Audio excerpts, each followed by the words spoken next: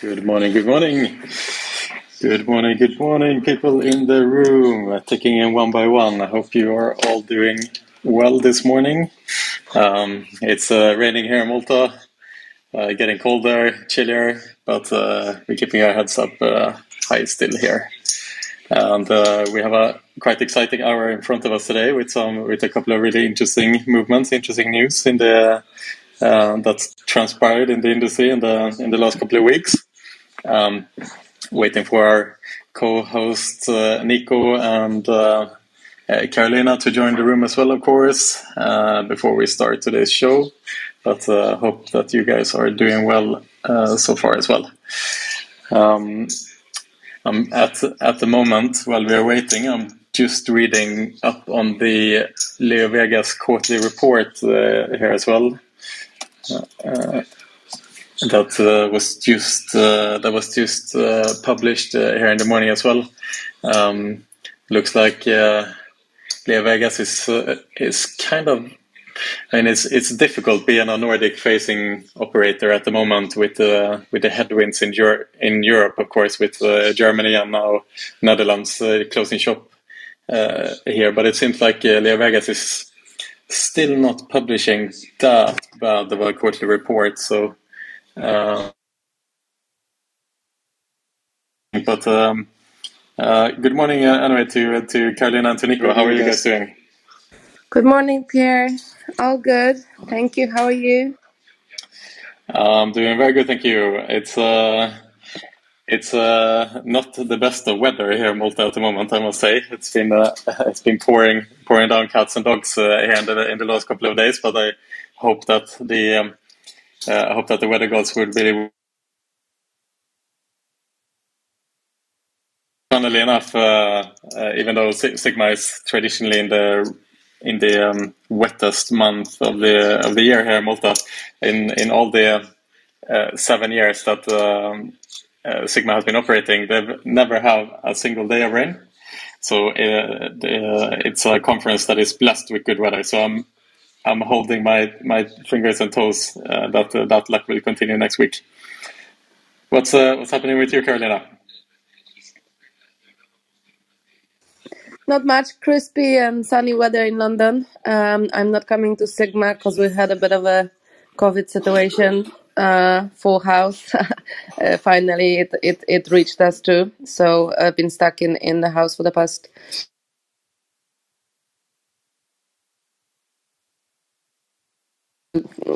Go outside and live normal again. Yeah. So it's, okay, I understand. I hope you're feeling okay, though, Karolina. Have you? I'm fine.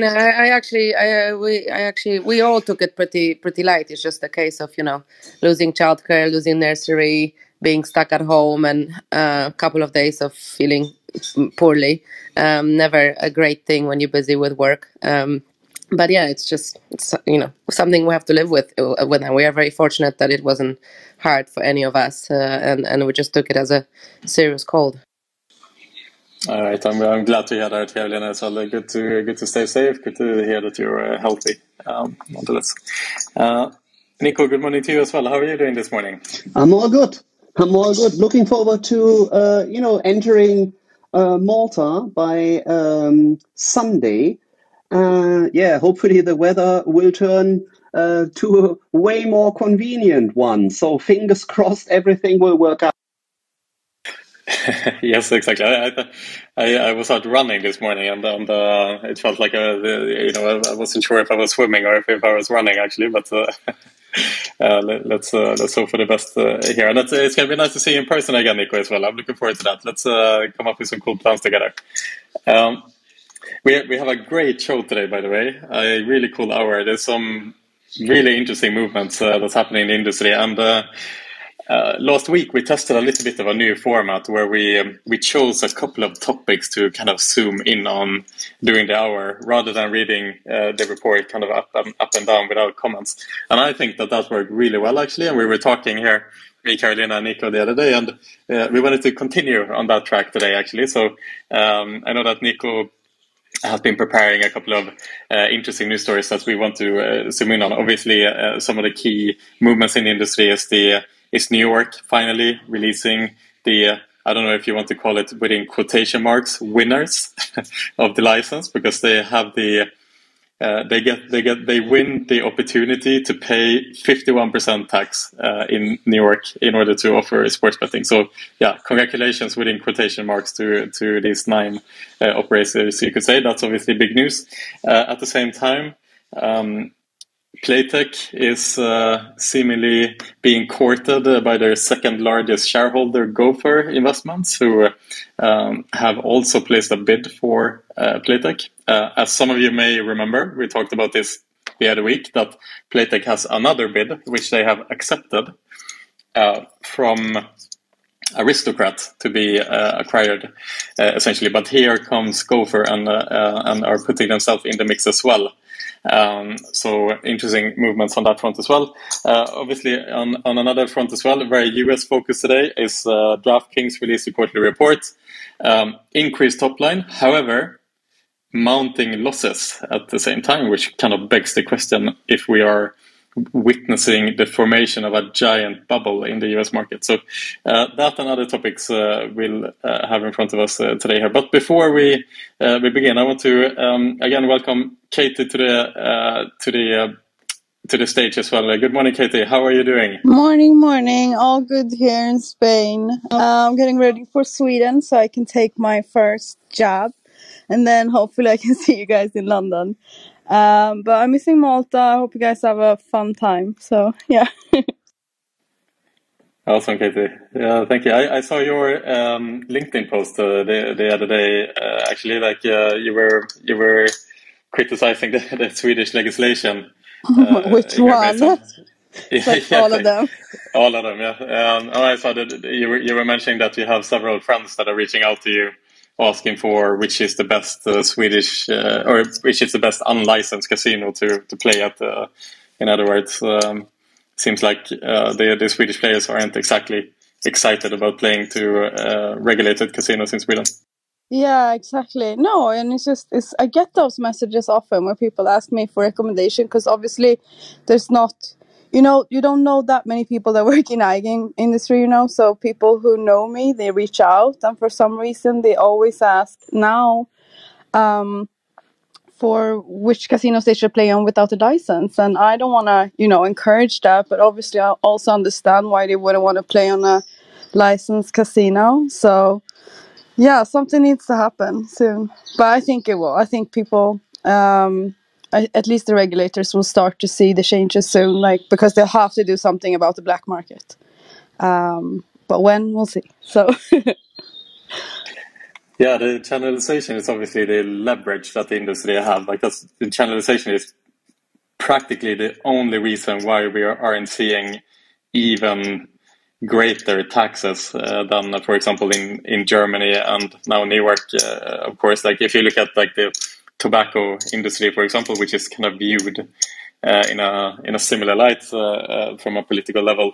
I don't know. I can just take a guess that 70-80% of the cost of a cigarette goes to taxes. So we aren't on that level yet, and the reason for that is obviously the risk for low channelization numbers. The regulator has to be able to offer competitive tax rates to the regulated operators. Otherwise, players have absolutely zero reason to stay within licensed regulators, of course. So yeah, that's another topic that's interesting to discuss. And I mentioned it last week as well here, that there was a podcast that came out with Jesper Kärrbrink, who was the former CEO of Mr. Green, together with Gustav Hofstedt, who is the General Secretary of BOS, which is the iGaming industry organization that represents the industry in Sweden from a political level. And they talked a lot about some of these issues we mentioned here. So quite interesting. I highly recommend it. You can check it out in the iGaming Next podcast portfolio on Spotify, Apple Podcasts, and so on. Check it out. It's a great podcast. I listened to it twice even. So, but that aside, good morning to Jan as well. Airbags of Androfina. How are you doing? How is everything? Hello, everybody. Having a nice morning. Everything seems good today. I don't want to take any more time. I want to jump right into the topics. So, looking forward to what we're gonna discuss today. Awesome. Yes, I'm also very excited for what's to come here, Jan. So hold on to your seats here, and we soon get started. But before that, I want to welcome Robert as well. Nice to see you back here, Robert. You will be in Malta next week, I think, right? Good morning. Yeah, we'll be in Malta next week, and looking forward to meet. I mean, we met Pierre, but really short hug, and then it was all over because obviously at your own event you're super busy. So I hope we get a little bit more time to speak. Yes, let's absolutely set that in stone, Robert. We only had time to say hi briefly during iGaming Next, and so yeah, I apologize for that. Obviously, a bit of a crazy time for myself during that event, but yes, let's link up. I think you know, like we did in Barcelona during SBC's event. I think it would be great to create a WhatsApp group together, and just to have some people in that WhatsApp group, and we can kind of link where we all are, what events are taking place, and so on and so forth. It's always good to have some nice updates of what's happening throughout the week, and maybe we can even gather and do a lunch or a dinner or something like that. Sounds great. Fantastic. Sounds awesome, yeah. Yes. So ping me for you guys here who would like to be a part of that. Ping me afterwards, and I'll make sure to create this WhatsApp group, and we can all continue chatting there. We do. Awesome. Brilliant. Rory, good morning to you as well. I will see you in Malta next week as well, my dear. Good morning, Pierre. Good morning, everyone. Yes, sorry I'm a bit late. I was stuck on the usual British Rail train delays, so back to reality, so to speak. So yes, apologies for the delay, but hi everyone. I've just went to BOS yesterday, which was an interesting event. So I can give an update on that if you want later on. But yeah, nice to. Yeah, good stuff. There was the Betting on Sports here by SBC in London that's taking place yesterday and today, I believe. So just briefly before we begin here, can you give your summary of how that event went down? Yeah, I think it was good. I think people have been mindful that there's obviously Sydney next week, so I think it was more UK-based people probably coming to this event. It's obviously quite niche in itself, but I think one or two sessions I attended were decent enough, and yeah, it's good to connect and see people who I'm probably seeing next week as well. So, but you know, it's always good to say, look, I'll see you in Malta, and actually arrange a date and time and like that. So for me, it was actually worthwhile, and I'm meeting a few more people today. So all good.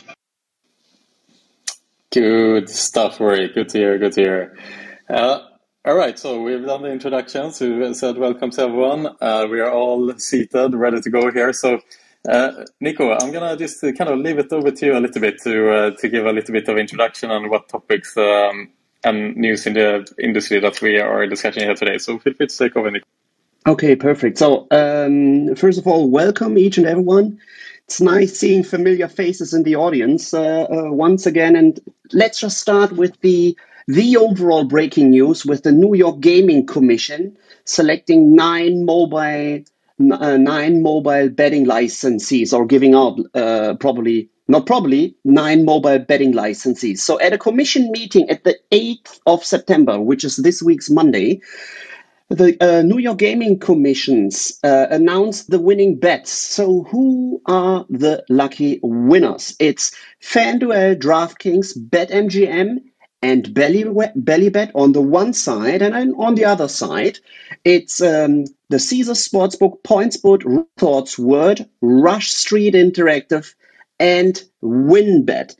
At this specific meeting, a 51% gross revenue tax rate was confirmed for all participants, these nine winners, and all operators are about to pay a fee of $25 million for their 10-year license. So to put the overall a little bit into perspective, what are the estimates? The estimated numbers are roughly 500 million revenues for the operators and 500 million revenues in taxes. So, meaning that the overall taxable income is $1 billion. And the taxable income is usually the gross gaming revenue. So, what is the expected handling just in New York? So, usually the handling to GGR is 10 to 1. So, if we just multiply the expected GGR of $1 billion by 10, we get the overall handling. So the size just for New York is estimated with a handling of $10 billion. And to put this a little bit into perspective, this is as big as the overall gambling market in the UK or in Germany. So the GDP of Germany is double the size of New York, and UK is 175% of the GDP of New York. So with 1/4 of the population of Germany, or roughly 18% of the population of the UK, they are estimating, just for sports betting, the same GGR like they are generating in Germany and the UK as well. So this is just to start the discussion a little bit up, to put it into perspective. And now we're just thrilled to see your insights on this topic. Yeah, it's super interesting. I'd like to leave it over to Katie a little bit to see if she has any comments here. What do you say? I think that makes sense. Like, because if we say like Germany and you compare New York, obviously people in New York earn a lot more than like the.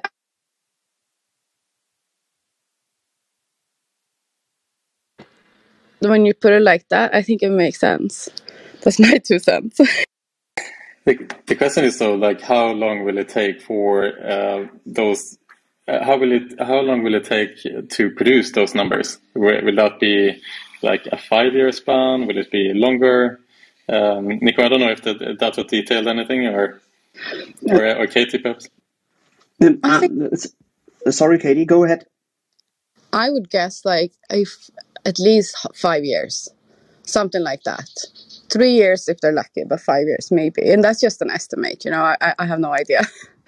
So in the end, meet in the middle. So the New York Gaming Commission, they are estimating these numbers up to 2025, which is 4 years as of now, roughly 4 years. Not exactly 4 years, but roughly 4 years. So just to put this a little bit into perspective as well. Very interesting, and it goes in line with Martin Carlos and Evolution Gaming. I guess he speaks more from a RNG like casino perspective. The US market could become 10 times bigger than the European market. Albeit right now, Evolution, for example, are deriving around 10% of their total group revenue from the US market. But if the New York regulator is correct, obviously this opens up again for the people who are bullish on the US market to really put their investments into what we are seeing right now, the speculative companies like Draftkings and so on. But it still remains to be seen if the regulator is correct there, I guess. And the truth of the matter is it's an unproven market still.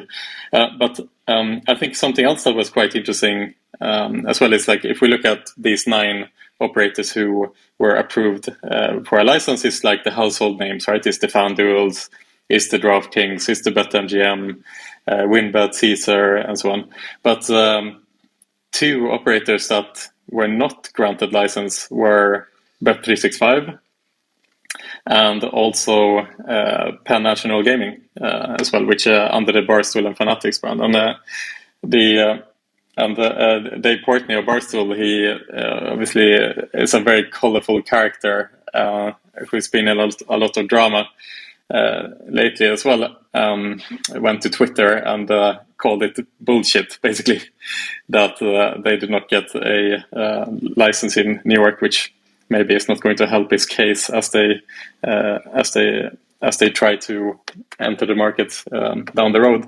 But still, some quite controversial decisions here that led these two operators to not get their license. And Pan National Gaming, for example, I think they lost something like 20+% of their share price after this news, together with bad quarterly earnings and obviously together with the controversy here around Dave Portnoy. But still, quite interesting movements here that some of the major operators made it, and they now get the privilege of paying 51% tax in New York, while others like Bet365 and Penn National Gaming, they'll have to wait.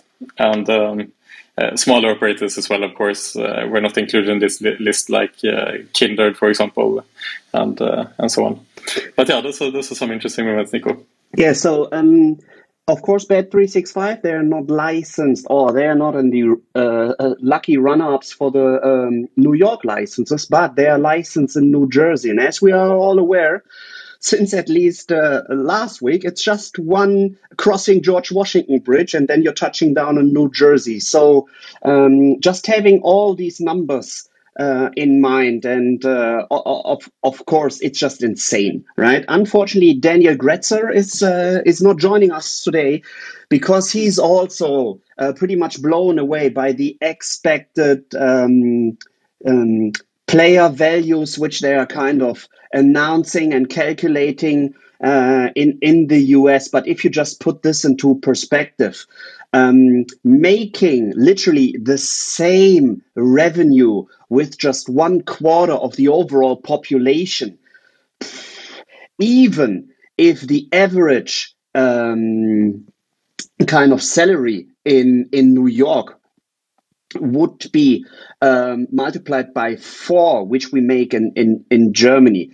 I have no clue how they actually come up with these numbers, right? It's just, especially as living costs in New York are also way higher than we're facing in Germany or in the UK. So for sure, we will see things happening. And probably one bubble will burst sooner or later. Or Katie, how you put it into perspective, like 4 weeks ago when you just said the biggest losers of the overall gaming industry will probably all the licensee runner-up for New York. Sorry, what? What did I say?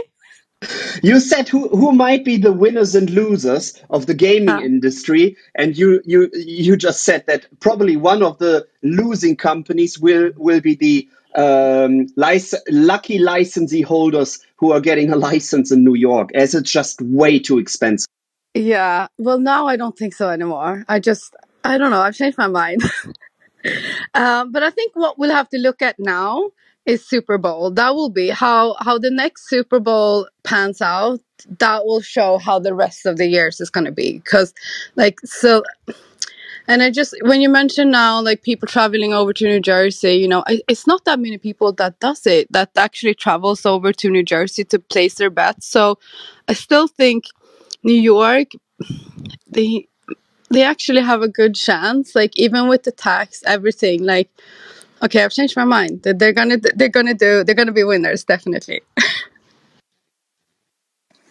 Yeah, and also I did a really interesting podcast with Chris Grove the other day, who is an American-based investor who is specialized in the iGaming industry, and he mentioned as well that, for example, right now there is no tax credits given on if you want to give bonuses, for example, and free bets and things like that. You still have to pay the 51% even on these promotions. But he said that doesn't mean that it will be like this forever. He thinks that down the line, the regulator will potentially loosen the regulation from a tax point of view, in order to give kind of tax credits for various promotions and so on and so forth, which other states are currently doing. And so he made a case that he's still quite bullish on the New York market, and he said that we might not see the same type of level of promotions and so on, but he expects that the operators will eventually be able to turn a profit in New York as well once these insane marketing expenses kind of settle down a bit. So to just underline the marketing expenses you just came up with, Pierre, at BetMGM, they just scored a deal with the Madison Square Garden as well. So you can see that the licensees are already kind of getting things done in New York to just get the top spots. And Madison Square Garden with the New York Rangers and the New York Knicks is for sure one of the top spots you can possibly get in New York to promote your own offering. Yeah, absolutely. It's a battleground. I mean, John, any comments from you? I'm looking through some documents related to this, and it seems to me very interesting that this is a group of companies applying that, and it's not only like suppliers, operators, but I see like competitors, and I don't know how fast they could have reached a proper deal, then agreed they're gonna pay this 51% tax, and then they assume that for at least 4 years this will hold together. This is like the most interesting thing to me. Maybe I don't understand how it is worked correctly, because, for example, I see Kambi applying on both sides on one of the winning bids and one of the losing bids as a supplier, I suppose. But it's very weird that they were able to reach this kind of deals, and they don't see the conflict that maybe I'm seeing, and it's not there. So I would like to ask maybe Katie if she understands, like, this is common in the US, the way they do it. No, I mean, I think in that case, they must have, because I have non-compete, so I fall under one license, but I have no idea actually how they can grow on the both. I think what they were trying to do through two groups. There was Kambi leading one group, and not sure who led the other one, but essentially FanDuel led the other group. Essentially, so Kambi and FanDuel are basically creating two consortiums where they apply. I guess they agree to apply for the license with the same tax.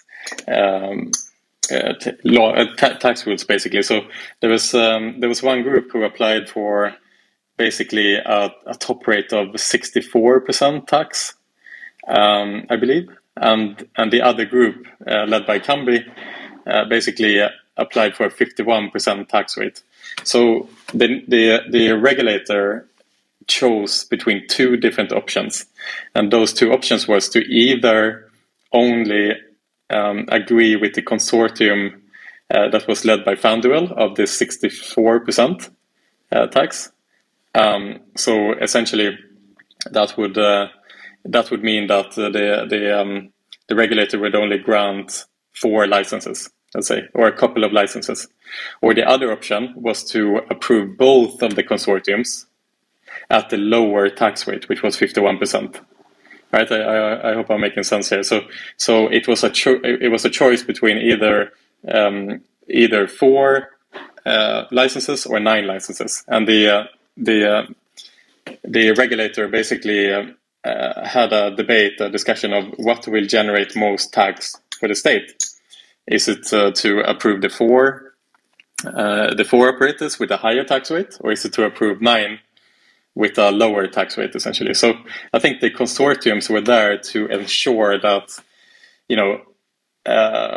there was some form of harmonization, and so that the tax rate kind of didn't shoot even higher through the roof, basically. So rather than them applying separately and not talking to each other, the operators, they would essentially talk to each other in order to agree to a tax rate that they are all comfortable with, so to say. This is just a little bit speculation, but it seems that this is what happened. That seemed to making sense why they would talk to each other is to put a tax rate that they are all comfortable with, rather than everyone working separately and coming up with different tax rates and kind of shooting in the dark, let's say. Mm-hmm. And I assume they expect that casino and other games should be allowed in the future as well, in similar taxes, right? So I don't know, Katie or Karolina, Robert, Rory, if you guys have any direct insights there. I can just speculate. So as of now, it's just sports betting and sports betting only. And as Katie pointed this out, they are all speculating and having the next Super Bowl 2022 on their minds. And just to back up what you have just said, Pierre, in the end, first of all of these 9 operators have to pay the 25 million fee for the 10-year license. And in the end, it's if the New York Gaming Commission had to choose between 100 million for the 4 operators or 225 million flat fee, right? And this is just the base. These are just the basics. In addition, as of now, they allowed 9 operators to actually offer their services in the state of New York. You by doing so, you also keep the legal game probably out of business as well, if you have already 9 operators being in line with the 51% of tax rate. And then they are all running up for the upcoming Super Bowl as well. So they pretty much wanted to, fasten up or speed up the overall process, as they announced 4 weeks ago, okay, we will decide no later than the 8th of December. And they already came up with the decision 1 month earlier, which give the operators 1 more month to actually prepare their services for the upcoming Super Bowl as well. Really interesting. And also just to add to Jan's question here, if we're going to see online casino as well in New York. So the former governor in New York, Andrew Cuomo, has traditionally been very against the introduction of any form of online gambling, whether it be in sports betting or online casino. However, this drive to legalize sports betting was due to New York desperately needing tax revenue after the pandemic, and having being put under pressure for financial reasons, so to say. But as far as I have read, there is no indication as of yet that there is any discussions happening around online gambling. Around online casino specifically, and this is a little bit the question in general in the US. I mean, it's a very cultural move in the US, state by state, where we are seeing movements within sports betting in most of the states in the US. And culturally, sports betting is not seen as gambling in the US. If you ask a sports bettor if they are gambling, they will say no, probably. And this is in contrast to online casino, which is obviously something quite foreign for the Americans, and something, I guess, which is a bit more frowned upon, let's say. And so the question mark in the US is still how many states will eventually open up for online casino. It's not as straightforward as many would think, that because there is X amount of states that are opening up for sports betting automatically means that there is the same amount of states that will open up for online gambling. That seems to be not at all what the actual truth is at the moment. And it could also be that it takes a lot longer for the states to open up for online casino. So New York, for example, if there would be a push for online casino, you would think that this will happen down the line, not right now. for example. I don't know if Katie, obviously you have much better insight than me, but is that sentiment something that makes sense? Yeah, but then also with what we have to remember is the tribal areas in the US. There's so many tribal complexities with the state complexities. So usually that's why sports betting usually has taken so long. And as far as I know, many states are not even discussing or don't have really a bill for online casinos. So it will probably take about, I think, a long time, but it will become legalized throughout the US at some point for casino on all states, I'm sure. Good. We're keeping positive. I like it. Cool. On that front, is there anything else, Nico, to add on the New York story, or shall we move on to the next? No, we can move on to the next one. I'm sure we tackled this one pretty good. So then I would like to head over to the Draftkings Q3 numbers. So Draftkings revenue and unfortunately also the losses both continue to grow in Q3. So to put this a little bit into perspective, revenue was up roughly 60%, leading to a total of $213 million, while the costs also continued to rise to a total of $760 million. So in the end, and if I'm just getting the report right, costs are 3.5 times higher than the overall revenue, and this also indicates how cost intensive the overall M&A activities, player acquisition in the US actually are as of now. And I just want to put this out to the stage to discuss if we will see further companies spending these amounts of money just to literally, step down or get the foot into the US market as. Katie, again, we're jumping over to you here again. I mean, seeing that you work for Hard Rock as well, do you see similarities in the business model of Hard Rock and their mission in the US to Draftkings seemingly very aggressive marketing spend, or have you guys chosen a different approach? No, I don't. I mean, we do marketing, but I don't see it that aggressively, No, not as much as Draftkings. You can't compare them. They're everywhere. So. Yeah, fair enough. And Robert, I'm not sure if this is something that interests you in general, the movements of Draftkings and the seemingly insanely high marketing spends and the gap between the revenue and the costs are increasing, not decreasing. I don't know if you have any thoughts here on what you believe is the. There's one thing I think you also mentioned a few times, and this sort of stuck in my ear, and I don't know, I would be keen to understand where this number comes from. I hear very often, and I think I read it in reports as well, that people believe that the US market will be 10, 15 times larger than the European market. And I'm like, well, if you look at it from a global level, meaning, looking from a bird's eye view, I just don't see that number is even reasonable range, because if you look simply at gambling GDP spend in Europe, basically as a percentage, I don't know what it is. I think it's below 1% or something like this, but let's say it's at 1%. And let's assume the economies are roughly similar.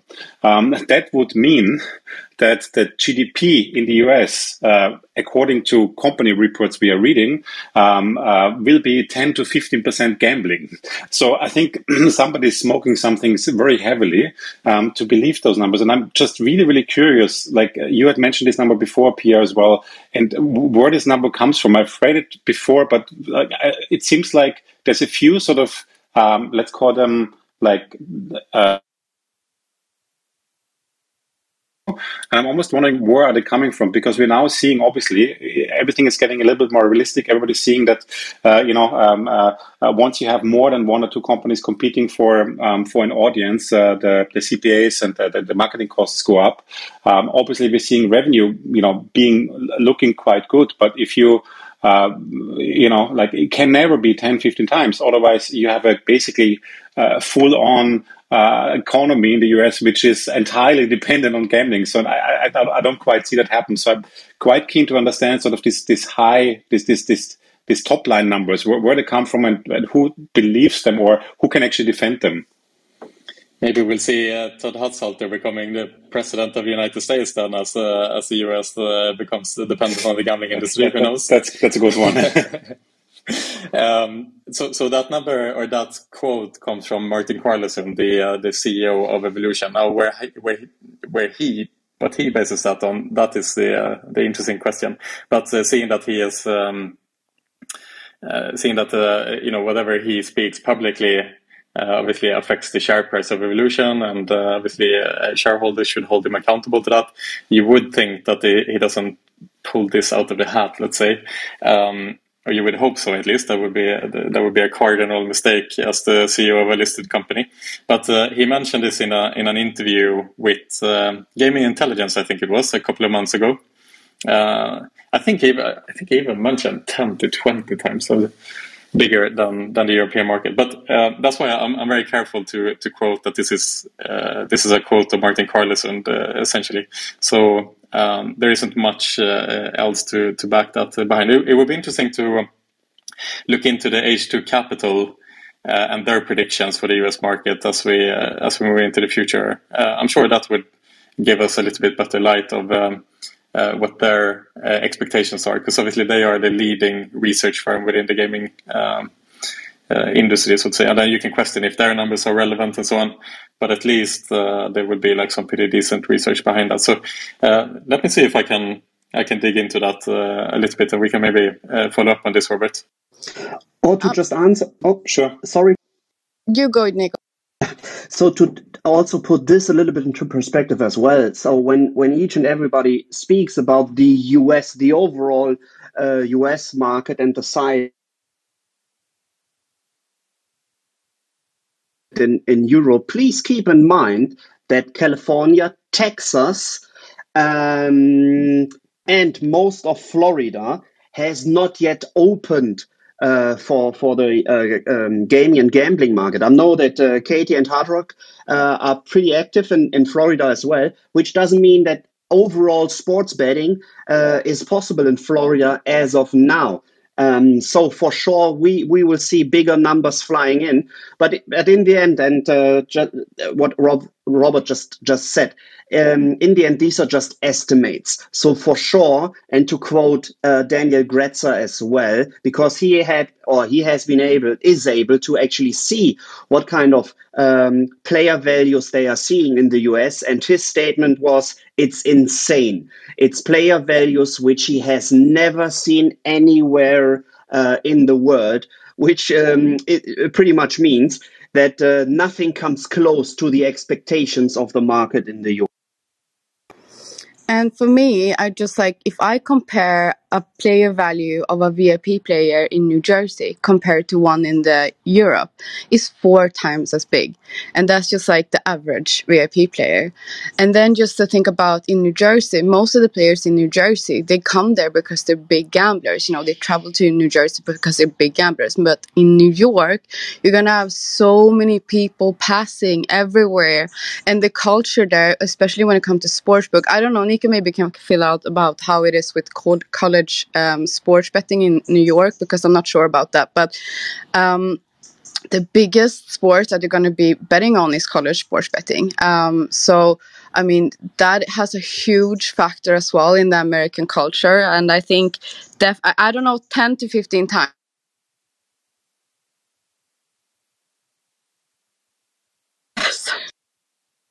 So to answer this question, college sports, they already said no in New York. So college sports will not be able to bet on in the state of New York. Okay, cool. But I still believe in it. Interesting. And to put some more context here into just taking a step back into DraftKings again. Interestingly enough, I mean, it's just so fascinating to look at the numbers in general, I think. Speaking about marketing spend, Nico, you mentioned that DraftKings had $213 million revenue in the last quarter in Q3. And guess what they had in marketing spend? I mean, $303 million just in marketing spend. So the company spends more in marketing only, alone, than the entire revenue in the entire group. That just puts in perspective how aggressive DraftKings are. And they have amounted $1.2 billion losses in 2021 alone. And then you can ask a question. I asked Chris Grove this yesterday as well. Like, when do you think DraftKings will turn their first quarter with profitability, with a positive EBITDA? And he said, it's really difficult to say, because if you look at these numbers just black and white, and you see these losses mounting, and you look at this number like, oh my God, how are they going to turn into a profitable organization when the losses are mounting this quickly? But he mentioned something interesting. He said we shouldn't look at DraftKings as they look like today with the services they have today. What DraftKings are envisioning to do is not to be a pure iGaming and DFS company. They are looking to explore other opportunities as well. Like, for example, they have recently started an NFT marketplace, and they are looking into various services that is relevant to their target group. So what they want to do is they want to pull in as many users, as many accounts into their ecosystem as they can, and then leverage that with multiple services in the future. And those services aren't really that obvious to us right now, but as we move into the next couple of years, we'll see DraftKings expanding and basically launching more and different services where they can basically cross-sell between the different products. And I think that goes into kind of the deeper trend as well here, which is we're seeing a lot of movements and paradigm shifts in general happening now with streaming platforms that are expanding their presence into the gambling arena, for example, and we are seeing the crypto sphere exploding completely. I mean, there's the total crypto market cap now is like passing 2 trillion. I mean, it's crazy. It's insane amount of money. And what we're seeing now is like these major corporations trying to figure out how to leverage these paradigm shifts, essentially. And so these companies might look quite different in just a couple of years' time than what they are today. So that would be Chris Groves' bull case for DraftKings. It's like we should not look at DraftKings the way they look today. We should keep in mind that they are very much still trying to expand the services, let's say. And once they do, the strategy makes a lot more sense. That would be his argument. I don't know if that is a little bit too visionary, or that DraftKings are taking major risks, hoping that these future services will take off, or if they know something that we don't, basically. Or to just put something else to the overall DK topic, and as you mentioned, as of now, their marketing spendings, they outperform by at least 50% the revenues.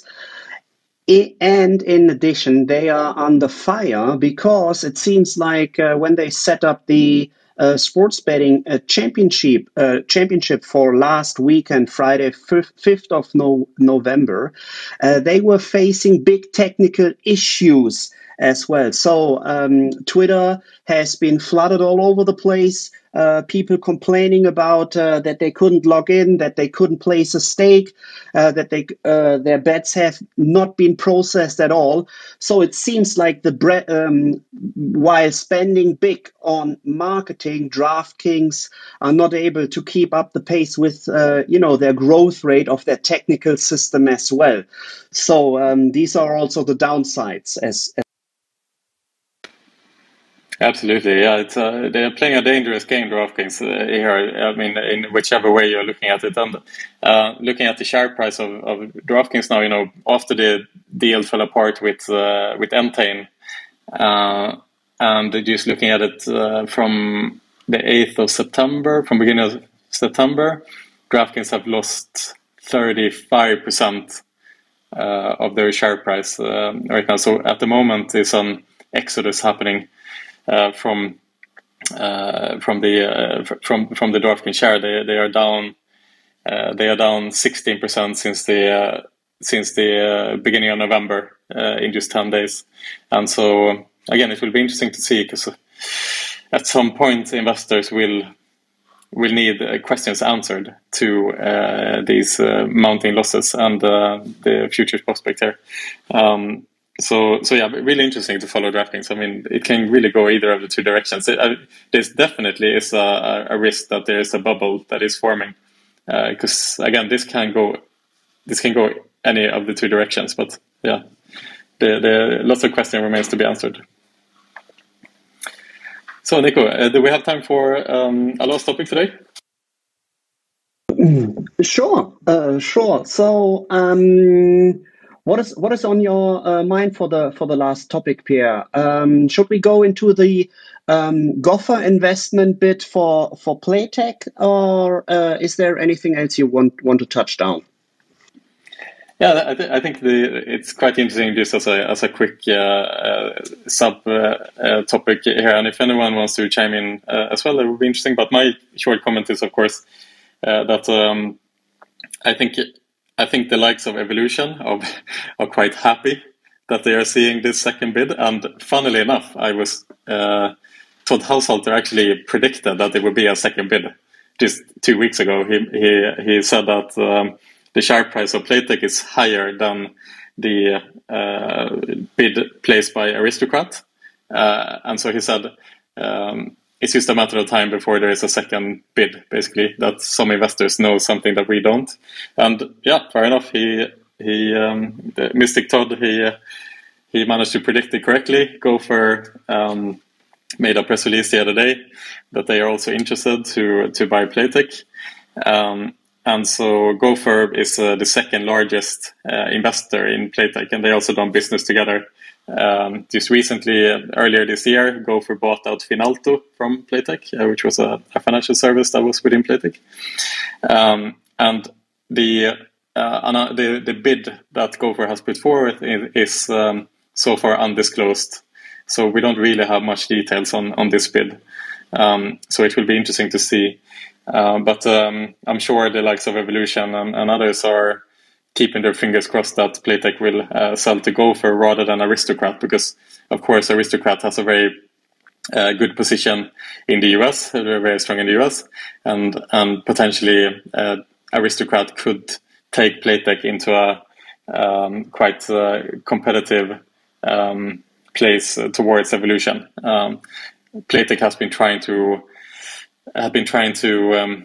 establish a foothold in the US for quite a long time, but they're still not live in the US. And so you would think that having the help of someone like Aristocrat could be a push forward, let's say. But those would be my only comments on that front, Nico. I don't know if anyone else wants to chime in. Jan, obviously, being a supplier yourself, I don't know what your thoughts are here on Playtech and their future. For me, like I cannot comment on the financial side, because to me, most of the time, these numbers, even the officially traded price and, unofficial income and everything is so obscure that any speculations don't make sense to me anymore. because there is always some underlying revenue that is disclosed or undisclosed or disclosed in a very specific way that is trying to hide something, as we saw with SB Tech in the US. So that part I would rather leave out. But for me, the most interesting part is it would be like the marriage of Aristocrat and Playtech. Because Aristocrat is the powerhouse in land-based and also a powerhouse in social gaming.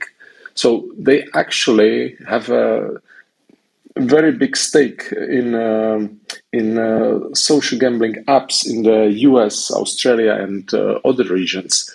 So I believe they see all this legalization in the US as a threat to their social gaming platforms, and I wouldn't be surprised if they would rise their bid to really make sure that they have something that allows them to go to real money iGaming space.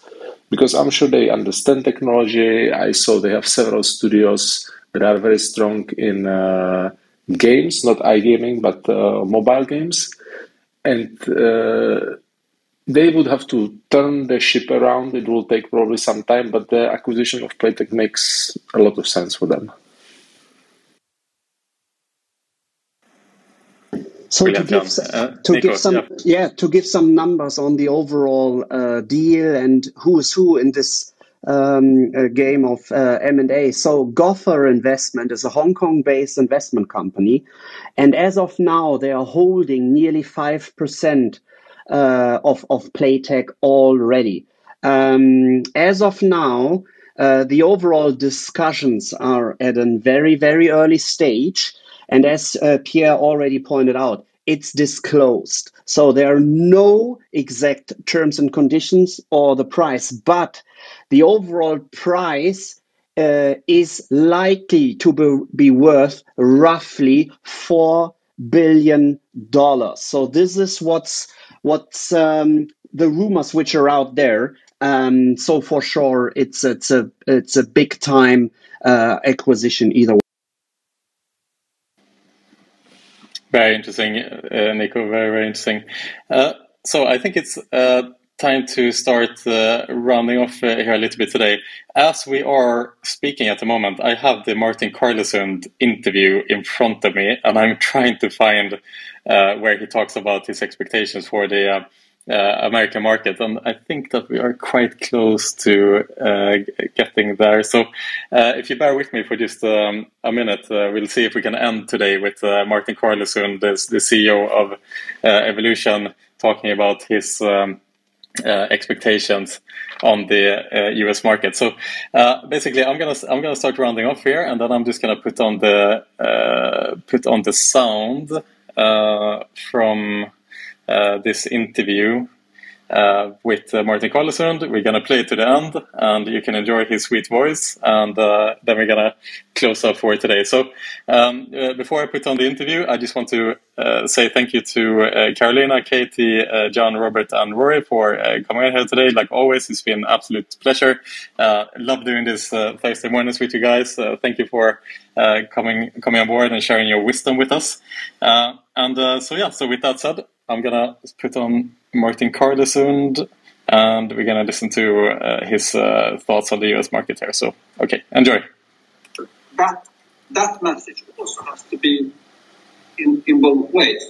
But I don't see us as becoming a big company trying to force people. I believe we should earn the trust from the market and the operators and continuously deliver great products for them to earn money on.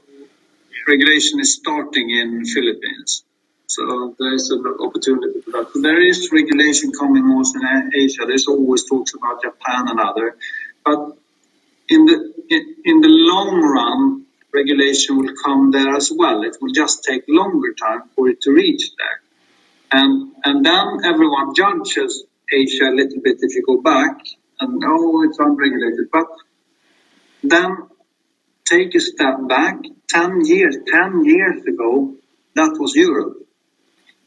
So all of us in this line of business where I am right now, were in the European market, which were a completely unregulated market where people went to Isle of Man to get a license or Malta to get a license. It was exactly the same situation. And now, if we're so great, we are regulated, and then you judge Asia, it doesn't really make sense. So we are still in the regulation phase in Europe. Netherlands is coming, Germany is there. And Asia will slowly get there as well, I think. It will take a long time from now, but it will be there. But it's a huge market, 10, 20 times bigger than Europe. Yeah. So 10, 20 times bigger than Europe. That is his expectation for the US. So yeah, with that, guys, thank you so much. Have a lovely day and take care of each other. And we see you at Sigma next week or in the Clubhouse chat next week as well. Thanks, Pierre. Take care. Bye. Bye. Cheers. Bye.